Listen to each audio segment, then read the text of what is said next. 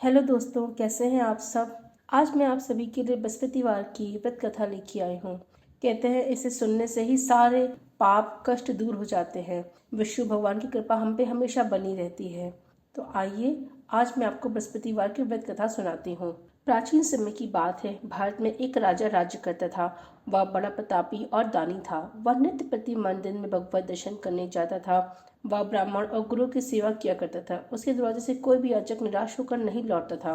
वह प्रत्येक गुरुवार को व्रत रखता, पूजन करता था, हर दिन गरीबों की सहायता करता था। परंतु यह सब बातें उसकी रानी को अच्छी नहीं लगती थी। वह न व्रत करती, न किसी को एक पैसा दान में देती थी। वह राजा से भी ऐसा करने को मना किया करती थी। एक समय की बात है, राजा शिकार खेलने वन को गए थे। घर पर रानी और दासी थी। उसी समय भगवान बसुदेव साधु का रूप धारण कर राजा के दरवाजे पर भिक्षा मांगने आए। साधु ने रानी से भिक्षा मांगी तो वो कहने लगी, हे साधु महाराज, मैं इस दान पुण्य से तंग आ गई हूँ। इस कार्य के तो मेरे पतिदेव ही बहुत है। आप ऐसी कृपा करें कि सारा धन नष्ट हो जाए और मैं आराम से रह सकूं। साधु रूपी वसुदेव ने कहा, हे देवी, तुम बड़ी विचित्र हो। संतान और धन से कोई दुखी नहीं होता, इसको सभी चाहते हैं। पापी भी पुत्र और धन की इच्छा करता है। अगर तुम्हारे पास अधिक धन है तो भूखी मछलियों को भोजन कराओ, प्यार लगवाओ, ब्राह्मणों को दान दो, धर्मशाला बनवाओ, कुआं, तालाब, बावड़ी, बाग बगीचे आदि का निर्माण कराओ और निर्धनों की कुंवारी कन्या का विवाह कराओ। शादी यज्ञ आदि करो। इस प्रकार के कर्मों से आपके कुल का और आपका नाम परलोक में भी सार्थक होगा और तुम्हें भी स्वर्ग की प्राप्ति होगी। परंतु रानी साधु की इन सब बातों से खुश नहीं हुई। उसने कहा, हे साधु महाराज, मुझे ऐसे धन की आवश्यकता नहीं है जिसको मैं अन्य लोगों को दान देती फिरूं या जिसको रखने और संभालने में ही मेरा सारा समय नष्ट हो जाए। साधु ने कहा, हे देवी, यदि तुम्हारी ऐसी ही इच्छा है तो जैसा मैं बताता हूँ तुम वैसा ही करना। बृहस्पतिवार के दिन घर आंगन को गोबर से लीपना, अपने केशों को पीली मिट्टी से धोना, केशों को दूध में स्नान करना, राजा से कहना वह हजामत बनवाए, भोजन में मांस मदिरा खाना, कपड़े धोबी या धुलने डालना। इस प्रकार 7 बृहस्पतिवार करने से तुम्हारा सारा धन नष्ट हो जाएगा। यह कहकर साधु महाराज रूपी वसुदेव अंतर्ध्यान हो गए। रानी ने साधु के कहने के अनुसार 7 बृहस्पतिवार तक वैसा ही करने का विचार किया। साधु के बताए अनुसार कार्य करते हुए केवल 3 बृहस्पतिवार ही बीते थे कि उसकी समस्त धन संपत्ति नष्ट हो गई। भोजन के लिए भी दोनों समय परिवार तरसने लगा तथा सांसारिक भोगों से दुखी रहने लगा।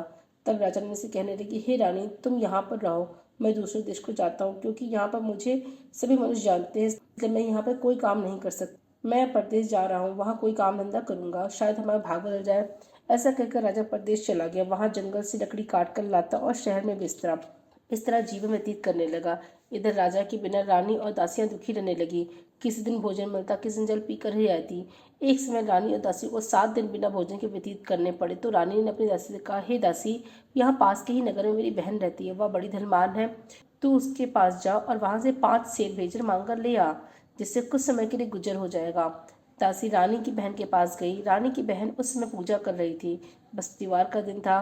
दासी ने रानी की बहन से कहा, हे रानी, मुझे आपकी बहन ने भेजा है, मुझे 5 सेर भेजा दे दो। दासी ने ये बात अनेक बार कही, परंतु रानी की बहन ने कोई उत्तर नहीं दिया, क्योंकि वह उस समय बृहस्पतिवार की कथा सुन रही थी। जब दासी को रानी की बहन से कोई उत्तर नहीं मिला तो वह बहुत दुखी हुई। उसे क्रोध भी आया। वह लौटकर रानी से बोली, हे रानी, आपकी बहन बहुत ही घमंडी है, वह छोटे लोगों से बात भी नहीं करती। मैंने उससे कहा तो उसने कोई उत्तर नहीं दिया। मैं वापस चली आई। रानी बोली, हे दासी, इसमें उसका कोई दोष नहीं है। जब बुरे दिन आते हैं तो कोई सहारा नहीं देता। अच्छे बुरे का पता विपत्ति में ही चलता है। जो ईश्वर की इच्छा होगी वही होगा। यह सब हमारे भाग का दोष है। उधर रानी की बहन ने सोचा, मेरी बहन की दासी आई थी, परंतु उसे मैं नहीं बोली, इससे वह बहुत दुखी हुई होगी। अतः कथा सुन विष्णु भगवान का पूजन समाप्त कर वह अपनी बहन के घर आई और कहने लगी, हे बहन, मैं बृहस्पतिवार का व्रत कर रही थी, तुम्हारी दासी हमारे घर गई थी, परंतु जब कथा होती है तब हम लोग ना उठते हैं ना बोलते, इसलिए मैं नहीं बोली। कहो दासी क्यों गई थी। रानी बोली, बहन, हमारे घर अनाज नहीं था। वैसे तुमसे कोई बात छुपी नहीं है, इसी कारण मैंने दासी को तुम्हारे पास 5 सेर भेजल लेने के लिए भेजा था। रानी की बहन बोली, बहन देखो, बृहस्पति भगवान सबकी मनोकामना पूर्ण करते हैं, देखो शायद तुम्हारे घर में भी अनाज रखा हो। यह सुनकर दासी घर के अंदर गई और वहां उसे एक घड़ा भेजर का भरा मिल गया। उसे बड़ी हैरानी हुई, क्योंकि उसने एक एक बर्तन देख लिया था। उसने बाहर आकर रानी को बताया। दासी अपनी रानी से कहने लगी, हे रानी देखो, जब हमको अन्न नहीं मिलता तो हम रोज ही व्रत करते हैं। अगर इनसे व्रत की विधि और कथा पूछ ली जाए तो हम भी कर लिया करेंगे। दासी के कहने पर रानी ने अपनी बहन से बृहस्पतिवार व्रत के बारे में पूछा। उसकी बहन ने बताया, हे रानी बहन, बृहस्पतिवार को सूर्योदय से पूर्व उठकर स्नान करके बृहस्पतिवार का व्रत करना चाहिए, लेकिन उस दिन सर नहीं धोना चाहिए। बृहस्पतिवार के व्रत में चने की दाल मुनक्का से विष्णु भगवान का केले के वृक्ष की जड़ में पूजन करें तथा दीपक जलावे। उस दिन एक ही समय भोजन करें। भोजन पीले खाद्य पदार्थ का करें तथा कथा सुने। इस प्रकार करने से गुरु भगवान प्रसन्न होते हैं, अन्न पुत्र धन देते हैं। इस तरह व्रत और पूजन की विधि बताकर रानी की बहन अपने घर लौट गई। रानी और दासी दोनों ने निश्चय किया कि बृहस्पति भगवान का पूजन जरूर करेंगी। 7 दिन बाद जब बृहस्पतिवार आया तो उन्होंने व्रत रखा। घुड़साल में जाकर चना और गुड़ बीन लाई। उसकी दाल से केले की जड़ में विष्णु भगवान का पूजन किया। अब भोजन कहाँ से लावे? दोनों बड़ी दुखी हुई, परंतु उन्होंने व्रत किया था, इस कारण बृहस्पति भगवान प्रसन्न थे। वे एक साधारण व्यक्ति के रूप में 2 थालों में सुंदर पीला भोजन लेकर आए और दासी को देकर बोले, हे दासी, यह भोजन तुम्हारे और रानी के लिए है, तुम दोनों करना। दासी भोजन पाकर बड़े प्रसन्न हुई और रानी से बोली, रानी जी भोजन कर लो। रानी को भोजन आने के बारे में कुछ ही पता नहीं था, इसलिए वह दासी से बोली, जा तू ही भोजन कर, क्योंकि तू हमारे व्रत में हंसी उड़ाती है। दासी बोली, एक व्यक्ति अभी भोजन दे के गया है। रानी कहने लगी, वह भोजन तेरे लिए ही दे गया है, तू ही भोजन कर। दासी ने कहा, वह व्यक्ति हम दोनों के लिए 2 थालों में भोजन दे के गया है, इसलिए मैं और आप दोनों साथ साथ भोजन करेंगी। फिर दोनों ने गुरु भगवान को नमस्कार कर भोजन प्रारंभ किया। उसके बाद से वे प्रत्येक बृहस्पतिवार को गुरु भगवान का व्रत और पूजन करने लगी। बृहस्पति भगवान की कृपा से उनके पास धन हो गया, परंतु रानी फिर पहले की तरह आलस करने लगी। तब दासी बोली, देखो रानी, तुम पहले भी इस तरह आलस करती थी, तुम्हें धन के रखने में कष्ट होता था, इस कारण सभी धन नष्ट हो गया। अब गुरु भगवान की कृपा से धन मिला है, फिर तुम्हें आलस होता है? बड़ी मुसीबतों के बाद हमने यह धन पाया है, इसलिए हमें दान पुण्य करना चाहिए। तुम भूखे मनुष्यों को भोजन कराओ, प्याव लगवाओ, ब्राह्मणों को दान दो, कुआं तालाब बावी आदि का निर्माण कराओ, मंदिर पाठशाला बनवाकर दान दो, कुंवारी कन्या का विवाह करो, धन को शुभ कार्यों में खर्च करो, जिससे तुम्हारे कुल का यश बढ़े और सुख प्राप्त हो और पितृ प्रसन्न हो। दासी की बात मानकर रानी ने इसी प्रकार के कर्म करने प्रारंभ कर दिए, जिससे उसे काफी यश फैलने लगा। एक दिन रानी और दासी आपस में विचार करने लगी। ना जाने राजा किस दशा में होंगे, उनकी कोई खोज खबर नहीं थी। फिर गुरु भगवान से उन्होंने प्रार्थना की और भगवान ने रात्रि में राजा को सपने का, हे राजा उठ, तेरी रानी तुझको याद करती है, अब अपने देश को लौट जा। राजा प्रातःकाल उठकर जंगल से लकड़ियां काटकर लाने के लिए जंगल की ओर चल पड़ा। जंगल से गुजरते हुआ सोचने लगा, रानी की गलती से कितने दुख भोगने पड़े। राजपाट छोड़कर उसे जंगल में आकर रहना पड़ा।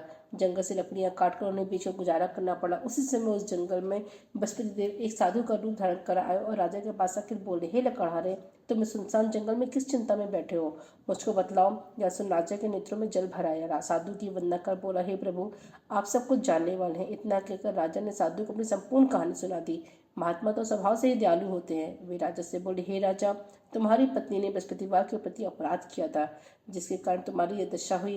अब तुम किसी प्रकार की चिंता मत करो, भगवान तुम्हें पहले से अधिक धन देंगे। देखो, तुम्हारी पत्नी ने बृहस्पतिवार का व्रत करना प्रारंभ कर दिया है। अब तुम भी बृहस्पतिवार का व्रत करके चने की दाल व गुड़ और जल को लोटे में डालकर केले के पत्ते से भगवान विष्णु का पूजन करो, फिर कथा कहो या सुनो। भगवान तुम्हारी सब मनोकामना को पूर्ण करेंगे। साधु पसंद देखकर राजा बोला, हे प्रभु, मुझे लकड़ी बेचकर इतना पैसा भी नहीं मिलता जिससे भोजन करने के उपरांत कुछ बचा सकूं। मैंने रात्रि में अपनी रानी को व्याकुल देखा है, परंतु मेरे पास ऐसा कोई साधन नहीं जिससे उसका समाचार जान सकूं। फिर मैं बस लगी कौन सी कहानी कहूँ या सुनूं, मुझे कुछ भी मालूम नहीं है। साधु ने कहा, हे राजा, तुम किसी बात की चिंता मत करो। बृहस्पतिवार के दिन तुम रोजाना की तरह लकड़ियां लेकर शहर में जाओ, तुम्हें रोज से दुगना धन प्राप्त होगा, जिससे तुम भली भांति भोजन कर लोगे और बृहस्पति की पूजा का सामान भी आ जाएगा। बृहस्पति की कथा इस प्रकार है।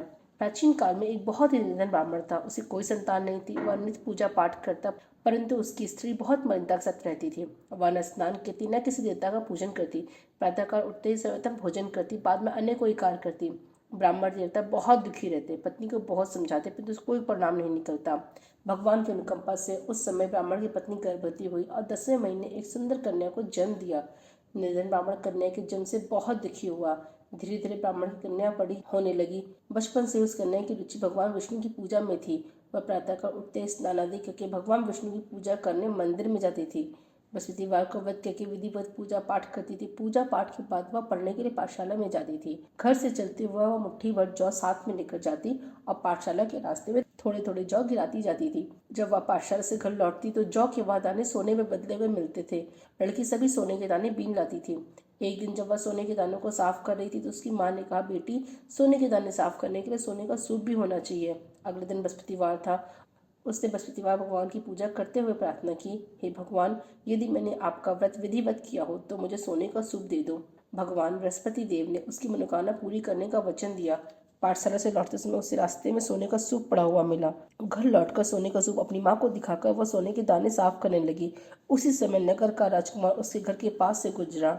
उस सुंदर लड़की को सोने के सूप में जौ साफ करते देखकर राजकुमार उस पर मोहित हो गया। महल में लौटकर राजकुमार ने राजा से उस लड़की से विवाह करने की इच्छा प्रकट की। तो राजा ने ब्राह्मण को महल में बुलाकर राजकुमार से उसकी लड़की के विवाह की बात कही। ब्राह्मण तैयार हो गया। धूमधाम से उस लड़की का विवाह राजकुमार से हो गया। दुल्हन बनकर ब्राह्मण की लड़की महल में चली गई। लड़की के चले जाने से ब्राह्मण फिर निर्धन हो गया। उसे किसी दिन भोजन भी नहीं मिलता था। बहुत दुखी होकर ब्राह्मण एक दिन अपनी लड़की के पास गया। अपने पिता से निर्धनता का समाचार सुनकर उसे बहुत सा धन देकर पिता को विदा किया। उस धन से ब्राह्मण के कुछ दिन तो आराम से गुजर गए, लेकिन जल्दी फिर भूखे मरने की हालत हो गई। ब्राह्मण अपनी लड़की से धन लेने के लिए फिर महल में पहुंचा। लड़की ने पिता की बुरी हालत देखकर कहा, पिताजी, आखिर कब तक आप मुझसे धन लेकर जीवनयापन करेंगे? आप ऐसा कोई उपाय क्यों नहीं करते जिससे आपका घर धन संपत्ति से भर जाए? ब्राह्मण ने कहा, मैंने तेरी माँ को बहुत समझा लिया, पर उसे समझ में कुछ नहीं आता। उसका फूहड़ पर नष्ट हो तो घर की निरंतरता भी दूर हो जाए। तब कुछ सोचकर लड़की ने पिता से कहा, पिताजी, आप कुछ दिनों के लिए माँ को मेरे पास छोड़ जाओ। तब कुछ सोचकर ब्राह्मण पत्नी को लड़की के पास महल में छोड़ आया। लड़की ने अपनी माँ से कहा, माँ, तुम प्रातःकाल उठकर स्नानादि करके भगवान बृहस्पति देव विष्णु जी की पूजा अवश्य करना। पूजा करने से तुम्हारी निरंतरता अवश्य दूर हो जाएगी। लेकिन उसकी माँ ने उसे कोई बात नहीं मानी। तब क्रोधित होकर लड़की ने अपनी माँ को एक कक्ष में बंद कर दिया। सूर्योदय के समय माँ को उठाकर जबरदस्ती उसे स्नान कराया, फिर मंदिर में ले जाकर भगवान बृहस्पति की पूजा कराई। कुछ दिनों तक ऐसा करने से माँ की बुद्धि में परिवर्तन हुआ। वह स्वयं बृहस्पति का व्रत करने लगी। उसके व्रत रखने से ब्राह्मण के घर में भगवान विष्णु की अनुकंपा से धन की वर्षा होने लगी। दोनों पति पत्नी धन संपत्ति पाकर आनंद पूर्वक जीवन यापन करते हुए विष्णु धाम को चले गए। लकड़हारा बने राजा ने उस साधु से भगवान बृहस्पति देवी की कथा सुनकर बृहस्पति का व्रत करके भगवान विष्णु की पूजा की। उस दिन से सभी क्लेश दूर हो गए। लेकिन अगले बृहस्पतिवार को कामकाज में अधिक व्यस्त रहने के कारण उसने भगवान बृहस्पति का व्रत नहीं किया। भगवान बृहस्पति लकड़ा से क्रोधित हो गए और उसे भूल की सजा दी। उस दिन नगर के राजा ने नगर में घोषणा करके सबको सूचित किया, प्रत्येक नागरिक मेरे महल में भोजन करने आए। जो नहीं आएगा उसे अपराधी मानकर भारी दंड दिया जाएगा। लकड़हारा बने राजा ने उस नगर के राजा की घोषणा तो सुनी, लेकिन जंगल से लकड़ी काटकर लाने और बेचने में देर हो जाने के कारण वह समय पर महल में भोजन करने नहीं जा सका। अतः राजा के सैनिक लकड़हारे को पकड़कर महल में ले गए। राजा ने उसे महल के कक्ष में बैठाकर भोजन कराया। उस कक्ष में एक खूंटी पर रानी का सोने का हार लटका हुआ था। लकड़हारा अकेला उस कक्ष में भोजन कर रहा था। तभी उसने एक आश्चर्यजनक घटना घटते देखी। देखते ही देखते वह खूंटी हार को निकल गई। थोड़ी देर के बाद राजा ने हार को गायब देखा तो लकड़हारे को कारागार में डरवा दिया। लकड़हारा मन ही मन अपने भाग को कोसने लगा। तभी उसे जंगल में मिले साधु का स्मरण हो आया। थोड़ी देर में भगवान बृहस्पति सन्यासी के रूप में उसके सामने प्रकट हुए और कहा, हे लकड़हारे, तूने भगवान बृहस्पति की पूजा नहीं की, इस कारण तुम्हें यह कष्ट हुआ है। लेकिन अब चिंता मत करो, बृहस्पतिवार के दिन कारागार के दरवाजे पर तुम्हें कुछ पैसे पड़े हुए मिलेंगे। उन पैसों से भगवान बृहस्पति का वध करके उनकी पूजा करोगे तो तुम्हारे सब दुख नष्ट हो जाएंगे। बृहस्पतिवार के दिन दरवाजे पर पड़ी पैसों से चने और गुड़ मंगवा कर लकड़हारे ने बृहस्पति की कथा कही तो भगवान बृहस्पति ने प्रसन्न होकर उस नगर के राजा को स्वप्न में लकड़हारे को कारागार से मुक्त करने को कहा। सुबह राजा ने अपने कक्ष में आकर देखा तो खूंटी पर रानी का हार टंगा हुआ था। राजा ने लकड़हारे को मुक्त कर दिया और उसे धन आभूषण देकर विदा किया। लकड़हारा बना राजा उस नगर से चलकर अपने नगर में पहुंचा तो उस नगर में कुएं, धर्मशालाएं, बाग बगीचे देखकर बहुत प्रसन्न हुआ। राजा ने किसी से पूछा, ये कुएं, धर्मशाला किसने बनवाई? सबने उसे बताया ये सब रानी और उसकी दासी ने बनवाया है। राजा महल में पहुंचा तो रानी ने उसका भव्य स्वागत किया। तब राजा ने निश्चय किया कि सप्ताह में एक बार तो सभी बृहस्पतिवार का व्रत पूजन करते हैं, परंतु मैं प्रतिदिन व्रत किया करूंगा। दिन में 3 बार कथा कहा करूंगा। हर समय राजा के दुशालों में चने की दाल बंधी रहती। दिन में 3 बार बृहस्पतिवार की कथा कहता। कुछ दिनों के बाद राजा को अपनी बहन की याद आई। एक दिन घोड़े से सवार होकर राजा अपनी बहन से मिलने चल दिया। अभी राजा नगर के बाहर ही पहुंचा था कि उसने कुछ लोगों को एक शव को ले जाते हुए देखा। राजा को स्मरण हुआ है कि आज उसने किसी को बृहस्पतिवार की कथा नहीं सुनाई है। राजा ने उन लोग को रोककर कहा, भाइयों, आप शव को ले जाने से पहले मुझसे मेरी बृहस्पतिवार की कथा सुन लें। लोगों ने राजा पर क्रोधित होते हुए कहा, तुम पागल तो नहीं हो? लेकिन कुछ बड़े बड़े लोगों ने कहा, अच्छा भाई, साथ में चलते चलते अपनी कथा भी सुना लो। राजा ने चलते हुए आधी कथा ही सुनाई थी कि शव हिलने लगा। राजा की पूरी कथा सुनाते ही वह मनुष्य उठकर बैठ गया। लोगों ने हैरानी से दांतों तले उंगली दबाई और अगले बृहस्पतिवार से भगवान बृहस्पतिवार का व्रत करने और कथा सुनने का निश्चय कर लिया। अब घोड़े पर सवार राजा चलते हुए किसान के पास पहुंचा। किसान अपने खेत में हल चला रहा था।